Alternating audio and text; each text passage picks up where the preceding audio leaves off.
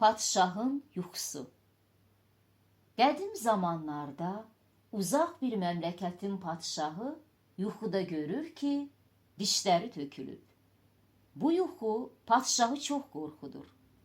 Səhər açılan kimi münəccim başını yanına çağırtdırır və tələb edir ki, yuxunu yozsun. Münəccim başı biraz düşünüb deyir: Padşah sağ olsun, deməyə də qorxuram. Çox pis yuxudur.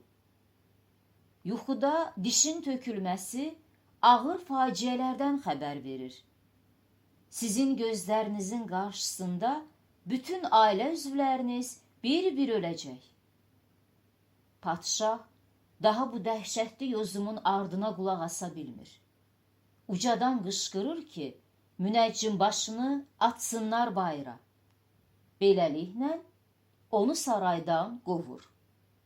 Lakin gördüyü qorxunç yuxu ona rahatlıq vermir. Gecə gündüz bu barədə düşünür. Bir neçə gün keçir. Padşah indi də vəzirdən yuxusunu yozmasını tələb edir. Vəzir çox ağıllı və tədbirli adamdır.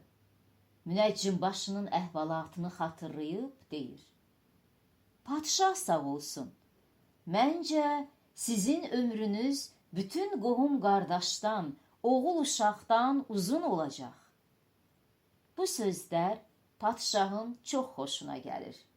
Vəzirə çoxlu ənam bağışlayır.